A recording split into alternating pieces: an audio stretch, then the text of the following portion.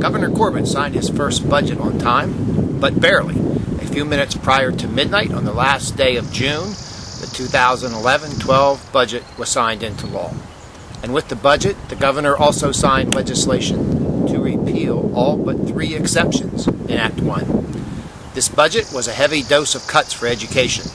The loss of federal stimulus funds was anticipated, but the severity of the additional cuts, such as the elimination of any charter school reimbursement, the governor's proposed termination of the Accountability Block Grant Program, and the effort to have wealthier districts pay a greater share of the Social Security tax, was not. Here's a quick analysis of the budget. All districts will receive at least the amount of basic education funding, BEF, they received in 2008-9 before the ARRA federal stimulus program began.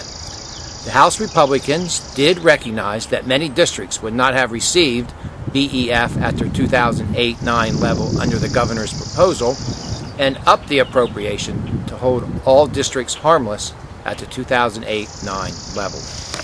Later in the process, the Senate added another $28 million to BEF, targeted to 13 of the poor and some of the fastest growing school districts in the state. In total, BEF funding for 2011-12 will be $5.34 billion, which is a cut of $420 million from 2010-11. The final budget did restore $100 million for the Accountability Block Grant Program, using an equal amount of legislative reserve funds and state general fund revenue. The additional $100 million, or about 38.5% of the 2010-11 appropriation, will show as a 2010-11 appropriation. This is just state budget trickery, however. You will have the funds in 2011-12 and can spend them in the manner as your 2010-11 Accountability Block Grant funds. The House and Senate both rejected the governor's call for increasing the Social Security tax on about 150 districts by decreasing the state reimbursement amount. The final budget does not change in any way the method in which the state reimburses schools for Social Security costs.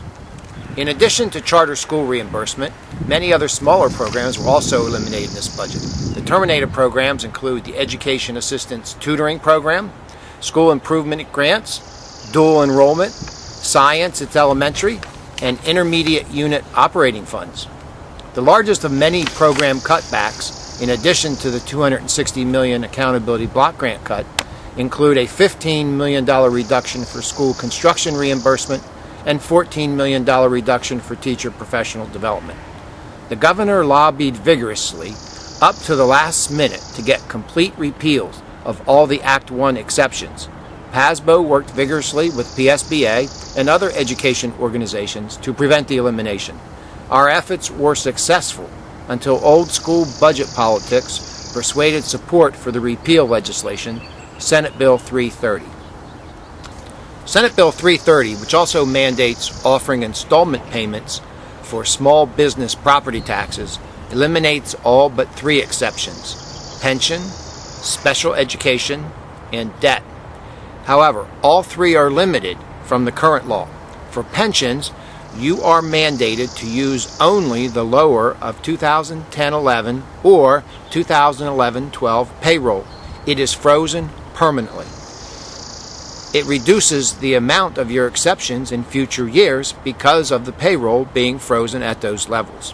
For special education, your expenditures are reduced by the amount of state special education subsidies you received, and only electoral and grandfather debt, no new debt, is eligible for an exception under Senate Bill 330. So, where does all this leave us? The result is a reduction of almost $1 billion in the state budget for schools, more restrictions on the ability to raise local revenues, at the same time that the June estimate indicates a $785 million state surplus. Thanks for watching the PASBO News Channel. Next week, we will bring you a report on several school code changes that are important for PASBO members to be aware of. Thanks for watching. Okay, cool.